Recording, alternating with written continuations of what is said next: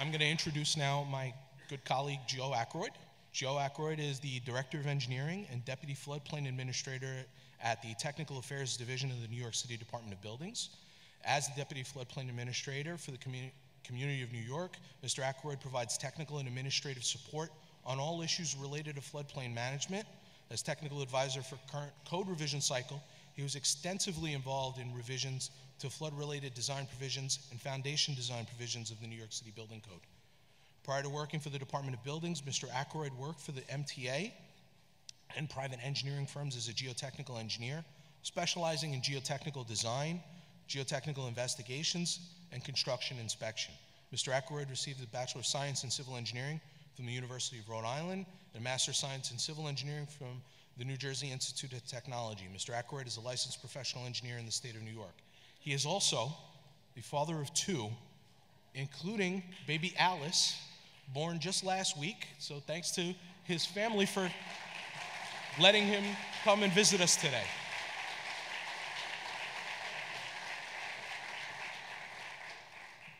I was having a discussion with my wife and my daughter explaining how important a milestone the birthing of a new code is. I guess my wife didn't quite get it, but my daughter did. I think I was the slowest one to get my PowerPoint slide up. Okay, real quickly, for those of you that decided to take a look at Local Law 141 for Chapter 18, you would have noticed that the entire chapter is underlined, and Helen went into great detail about underlining being new text, brackets being deletions. But the case here is that Chapter 18 was one of the few chapters that really didn't conform to the IBC model. And so the committee did its best to amend Chapter 18, relocate sections, and it was so extensive that it was decided to repeal and replace that entire chapter. So that's why when you look at 141, you'll see so much underlining for Chapter 18. And I'm actually going to start with a section that was deleted, a section that was removed. As Gus previously mentioned, BC 1618 covers the load on temporary installations. Also, the soil and foundation panel drafted a new section for temporary supportive excavation, which I'll cover in a second. But this particular section didn't pass their scrutiny. They thought that maybe it was being used in manners that it shouldn't, so it was removed. This particular section dealt with designs using allowable working stresses for load reductions, and basically temporary structures were permitted for load combinations in equation 16.8, 16.9 can be multiplied by a factor of 0.75. Additionally, equation 16.10, 16.11, 16.12 multiplied by a factor of 0.67. So this section no longer lives on. And if you didn't get it now, the big X should be clear. Additionally, with this section, dead load combinations with 3 or more variable loads. Variable loads can be multiplied by a factor of 0.67. Load combinations used in the design of permanent structures, lateral earth and groundwater pressures. Loads multiplied by a factor of 1. This 2 is gone. And a new section, BC 1806.3, which is more specific to temporary retaining structures, supportive excavations, things like that. These particular types of structures, the structural members for temporary retaining structures may be designed with a 20% decrease in computed bending moment only. So I think this is a good compromise. Delving into the definition section of BC 1801.3, there were a lot of new definitions added to clarify either new sections that were added or just to add clarity to the code. Free and fixed-headed piles, there's a new definition for. Shallow foundations, there's a new definition for. Underpinning, waterproofing, retaining walls, helical piles, geotechnical capacity of deep foundations, liquefaction, and piers. So I'll go into greater detail on some of these definitions, but not all. A couple of definitions were amended. Specifically, driven uncased piles was amended to clarify that these particular types of piles are prohibited for use in New York City. The committee felt as though the type of installation couldn't guarantee construction quality, and it's our understanding that they're not used widely in New York City, so these are now prohibited. And micropiles, the definition was amended to specify a minimum diameter. There was a lot of questions about the minimum diameter of micropiles, and that's been clarified. So with regard to subsurface explorations, there were, in the 2008 code, it was a little unclear how to deal with certain types of alterations to buildings with regard to subsurface explorations. So new structures, it's pretty clear you're required to do a subsurface exploration. Horizontal enlargements, now it's explicit that subsurface explorations are required, or investigations. However, vertical enlargements or alterations with new foundations or added loads that exceed 5% of existing design capacity, now we're explicitly stating that a subsurface investigation is required to verify that the subsurface and soils are adequate for those increased loads. This table is illustrating the difference between the 2008 New York City Building Code and the 2014 New York City Building Code scoping section, the number of borings required. This particular table is dealing with non-pile supported structures only. And when we're talking about the number of borings, it's a built over area that we're using. So basically the footprint of the building. So you can see that for small buildings, 750 square foot footprint, one boring is required per the 2014 code, where 2 borings is required for the 2008 New York City Building Code. Pretty much once you exceed 750 square feet, there's really no difference. Another note, retaining walls with a height that exceeds 10 feet are required 1 boring for every 50 linear feet. This is a clarification that was not in the 2008 New York City Building Code. This particular table is dealing with pile-supported structures. So there's a different criteria for pile-supported structures. And when you have a building that's 6,000 square foot built over area, now you're only required 3 borings for the 2014 code and 4 borings for the 2008 code.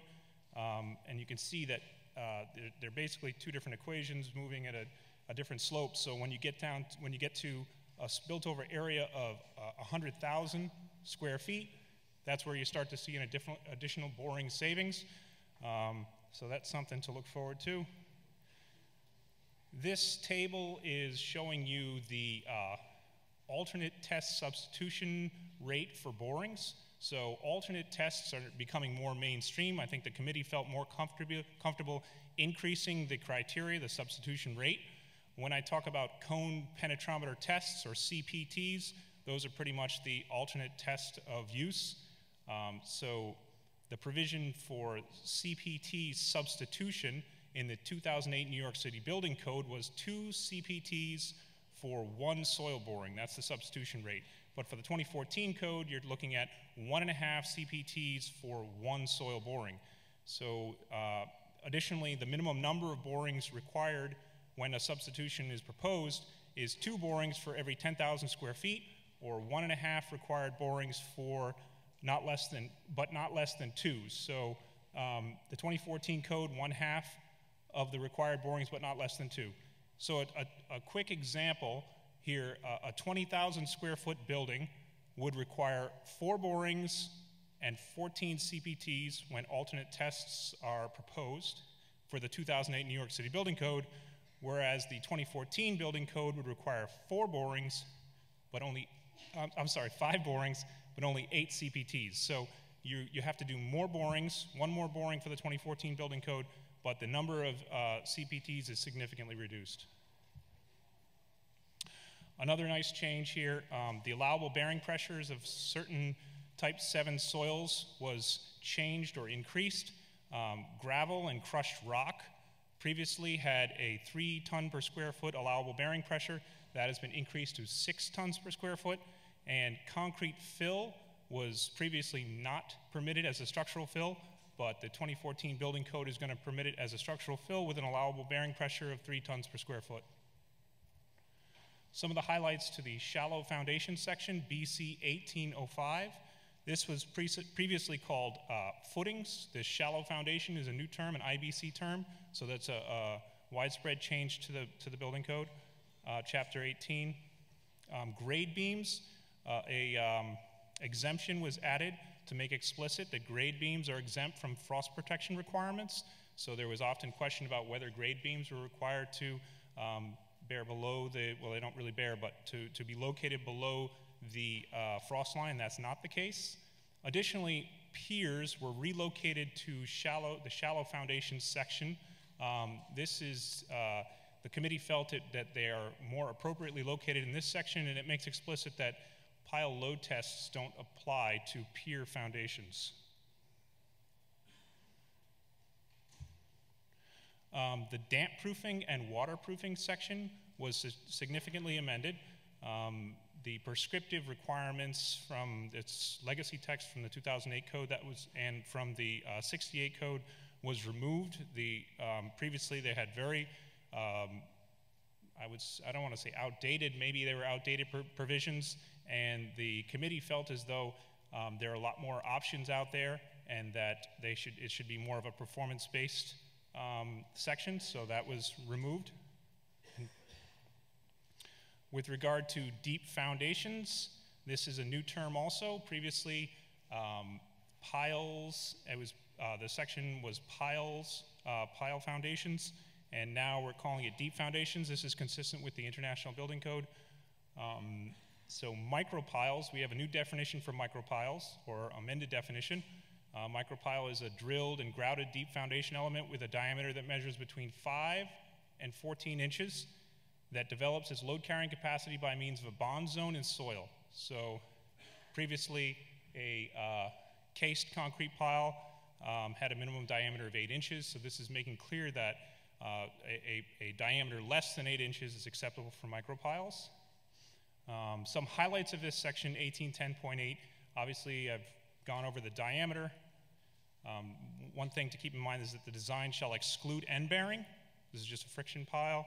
The load carrying capacity is developed in a pressure grouted bond zone in a class 4 or better soil. So silt type soils, class 5 soils, this particular type of pile is not suitable for that class of soil.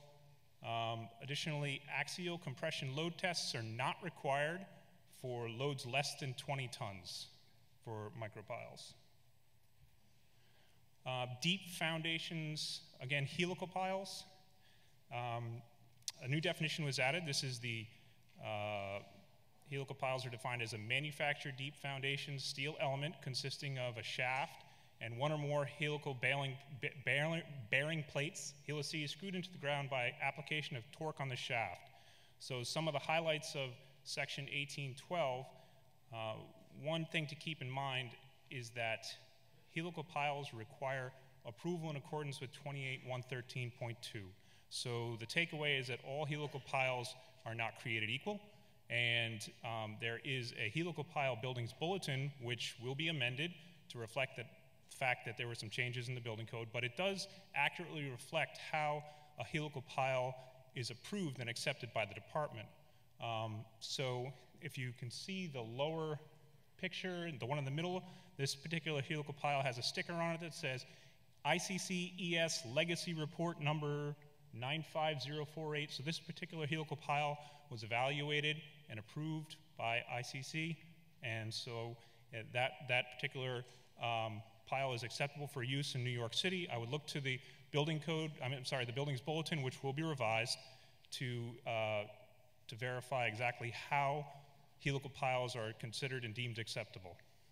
Helical piles are acceptable for 30 tons maximum axial tension and compressive load. They cannot exceed 30 tons. They are acceptable for 3 tons maximum lateral capacity, and the installations are subject to special inspections, which Gus will cover shortly. Splices. So just an excerpt from this splicing section. It states that in all cases, splices shall develop at least 50% of the capacity of the pile in bending. Now, this section hasn't really changed except for an exception for caissons, specifically caisson core beams. The committee felt as though caisson core beams shouldn't necessarily have to meet the requirements above because the loads in the caisson core beam wouldn't get this high. So there's an exception for caisson core beams that state that the splices should be designed for the lesser of 50% of the capacity of the core in bending, or 2 times the design bending moment carried by the core at the location of the splice. So this should result in a savings for splicing. Keep in mind that core splices must not be within 2 caisson diameters of any splice in the casing. The 2008 New York City Building Code was a little scant on the number of lateral load tests, just on specifying the number. There was no guidance on how many lateral load tests are required when lateral loads exceed 1 ton. So if the lateral loads exceed 1 ton, then lateral load tests are required. Okay. So for a single pile or capacity, a minimum of 2 piles must be tested for every area of similar subsurface condition. For multiple pile types or capacities, load test requirements of 1808.4 shall apply separately and distinctly to each different type of capacity or pile or equipment used or method of installation. So the takeaway from this is that if you're using different types of piles, you're in different conditions, then probably more pile load tests are required. There was a new table added which kind of consolidated all of the allowable stresses for materials used in piles. This is consistent with IBC, and it's good because all of the maximum allowable stresses are now located in one table.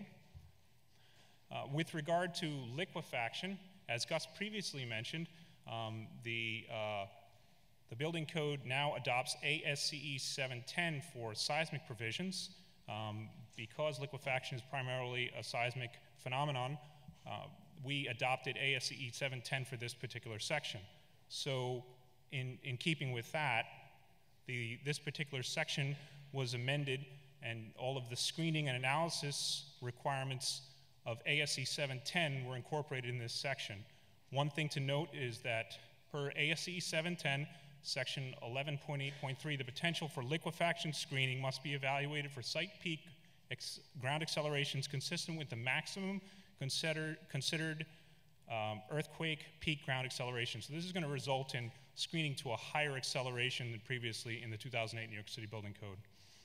Section 1813.1 was amended to clarify that clays, silts, and clay silts below the water table with a plasticity index less than 20 have to be considered for liquefaction potential. And as for 1813.2, site-specific analysis, it was clarified that borings used to evaluate liquefaction have to be performed in accordance with ASTM D6066.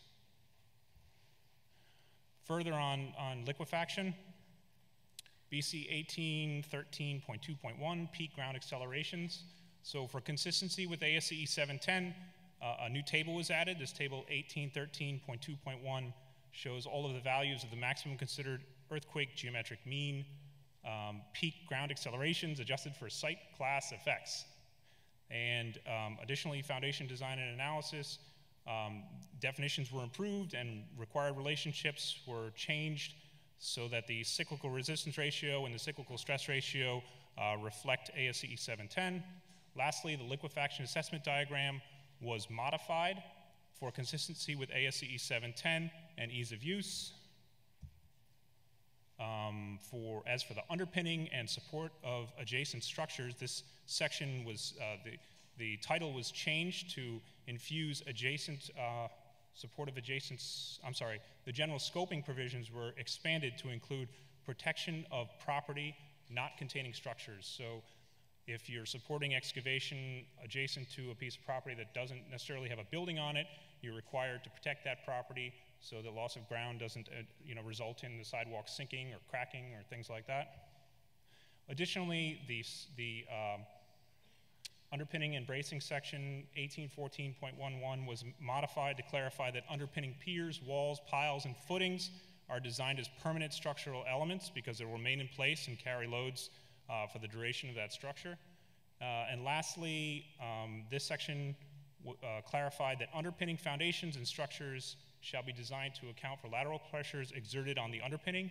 So when the underpinning is in place, lateral loads on the inboard side of that wall could result in an unstable situation if the building is not properly braced. So I think that's it. It is.